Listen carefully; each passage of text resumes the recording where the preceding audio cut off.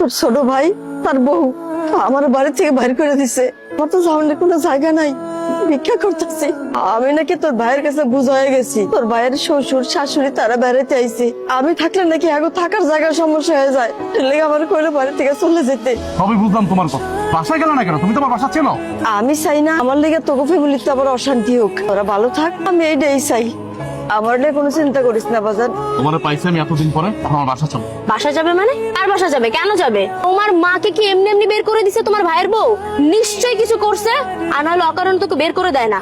আর তুমি কিভাবে মনে করলা যেরকম একটা অকর্মার ঢেকিকে আমি আমার বাসায় নিয়ে উঠাবো? কোনোদিনও না।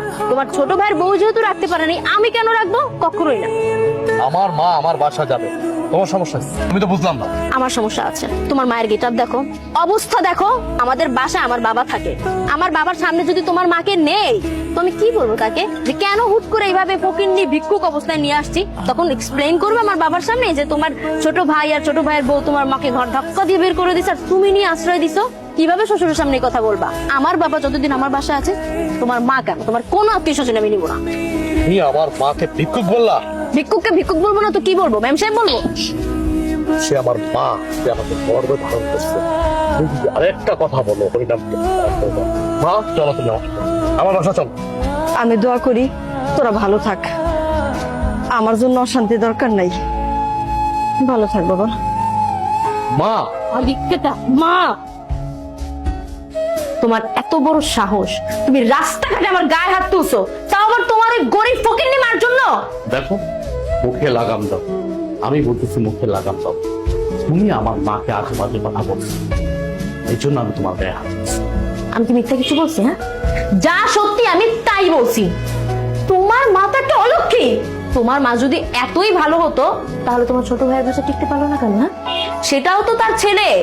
তোমার ছোট ভাইয়ের বউ কেন তোমার মাকে রাস্তায় বের করে দিল? হ্যাঁ, নিশ্চয়ই কোন আকাম কুকাম করছে, আর না হলে চুরি করছে হয়তো বা, এই জন্যই ঘাড় ধাক্কা দিয়ে বের করে দিছে। আর তুমি কিভাবে ভাবলা এরকম একটা চোরকে আমি আমার বাসায় নিয়ে আসবো? তাহলে আমি এক কাজ করি, তুমি আমার মাকে আজে বাজে কথা বলার আগে, তোমার বাপ তো আমাদের বাড়িতে থাকে তাই না, আমার কাছে থাকে, শ্বশুর বাড়ি থাকে। তোমার বাপ তো একটা নির্লজ্জ বেহায়া। এক কাজ করি, তোমার বাবাকে এই বাড়ি থেকে বের করো। তুমি কি বলছো সব? আমার বাবাকে বের করে দিবা মানে? কেন চুপ থাকবো? এখন লেগে গেছে না? এখন লেগে গেছে। নিজের বেলায় 16 আনার, পরের বেলায় 1 আনা না।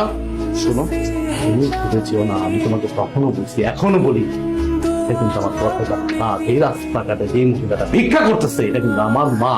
আমি তার কারণে কিন্তু পৃথিবীতে আসছি। তুমি এত বড় বড় কথা বলতেছো।